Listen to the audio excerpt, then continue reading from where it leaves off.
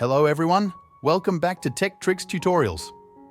In this video, I'm going to show you how to use masking in CapCut Mobile. So, let's get started. Start by opening a new project and choosing the section where you want the transition to start. Click on Overlay and add a new video. Select the overlay video and add a new keyframe. Swipe to the end and click on Mask. Select Split and rotate the line to make it 90 degrees. Drag the mask and adjust the movements using keyframes.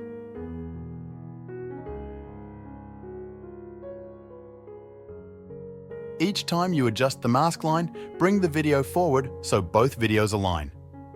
Continue this process until the masking reaches the end of the screen. After you're done, you can export the video. That's how you can easily use masking in CapCut.